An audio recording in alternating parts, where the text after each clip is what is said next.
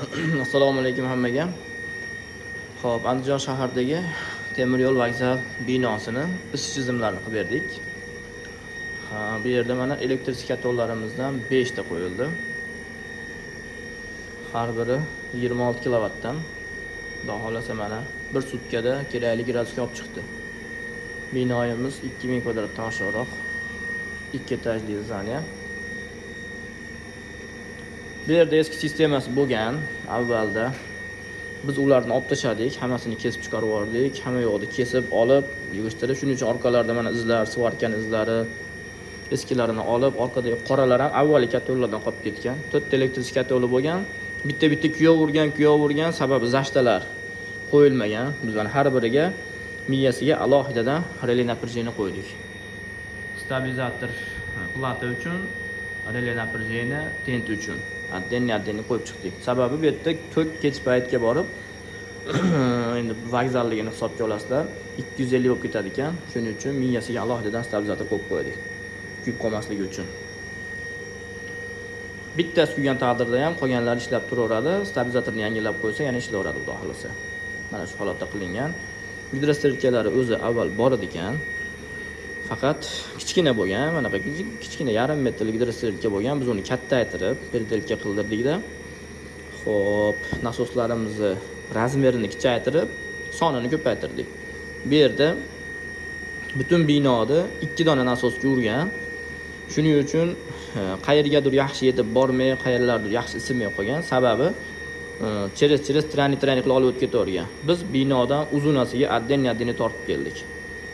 Binoyimiz uzunasi 36 metr. Misol mana bittasi 36 metr, bittasi 25 metr, 18 metr va 4 metrda oxirgi betga. Bo'ldik, binoni birinchi etaj, ikkinchi etaj qilib bo'ldik.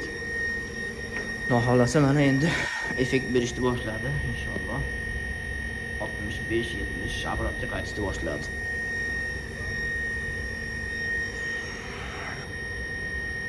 Gidrostrelkamiz 70 dan baland.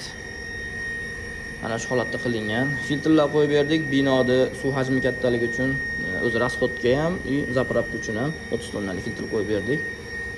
Bu yerda endi biz qilmaganmiz, suv sistemalar qilingan ekan. Mana shu holatda qilib berdik ishlari. Endi ozgina joy bardak, sababi imkoniyat darajasida ishladik.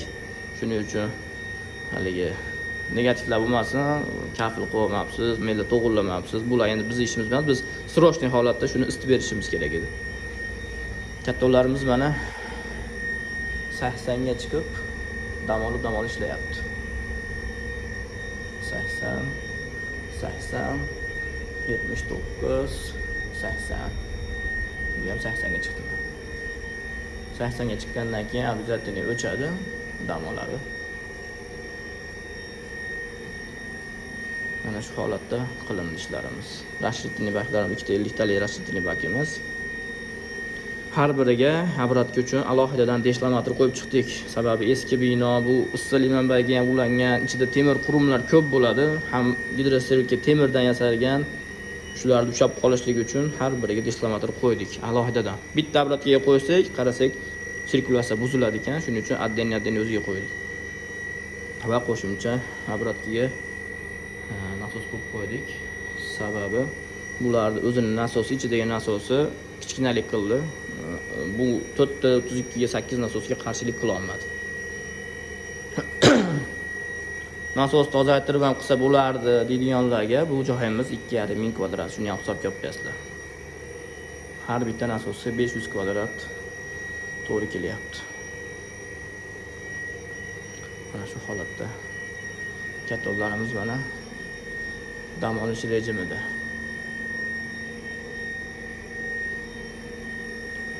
Kamchiliklarga rozi bo'lasizlar. Yoqqan bo'lsa, bitta laykimizni bosib qo'yasizlar.